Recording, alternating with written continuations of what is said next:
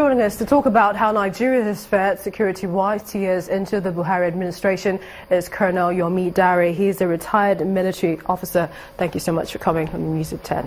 Thank you very much for having me on board, Millicent. All right. So what would you make, or rather, if you were to score this administration in terms of security, what would you give them? Well, that's a very tight one. But honestly, I must say something, and we just have to call a spade, you know. I believe it's 50-50, you know. Yes. Okay. Yes. So average. Average. And what are the areas? Here again is very dicey, because if you ask me, talking about the Northeast fight against terrorism, yes, I mean, the military has been able to curtail, you know, the Boko Haram terrorist group. Well, come to think of it, it is not, I mean, terrorism has become a monster. It's hydra-headed. Terrorism is not limited to the terrorists in the Northeast alone. We have terrorism facing us. It has plagued our nation.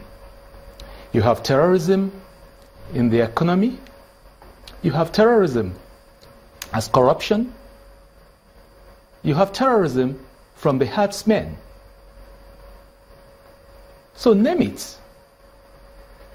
Let me get your thoughts on terrorism in the Northeast. We know that, you know, a lot of people are saying they've done fairly well, especially with the return of 82-plus Chibok schoolgirls. Yes. But they've also said that they have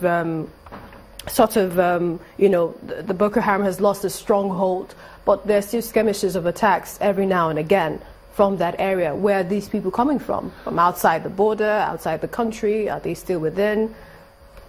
Well, again, you see, terrorists, as it stands right now, they live within us. Because you cannot specifically say that this is where they are. Okay? You find out that, you know, they operate like guerrillas. They come out from their hideout and they strike, and they go back into their hideouts. You know?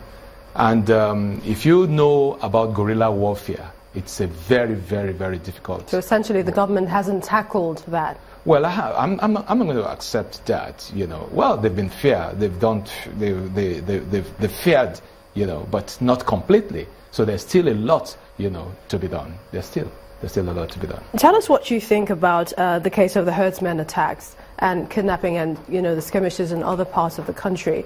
How well is this government doing? Well, again, that is a very thorny one, because all over you find, especially in the middle, I mean, in the central, for example, in Benue, you know, you find the herdsmen striking there almost on a daily basis, you know, and well, as it stands, the military they've been given the tall order to clamp down on them, you know, but you find out that well, the military is trying its best, but I don't think it's a war that can really be won, you know, with the barrel of the gun right now. So a lot still needs to be done by everybody. And again, you talk about corruption. Corruption is not even helping matters. Recently, or earlier in the year, we heard that 61 pump action rifles, you know, was impounded. Allegedly from China. Yes. They set up an investigative panel. Up until now, we've not heard anything about it.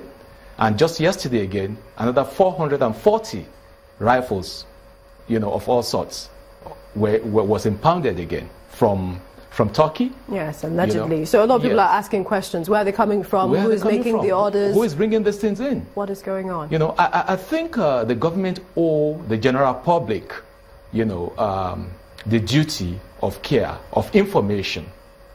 We need to know, you know, because these are the same arms that goes into the hands of these herdsmen, of these kidnappers, of these terrorists. So who are the people behind it? What are your thoughts? I think they should be exposed. What are your thoughts about institutional capacity? Well, I think the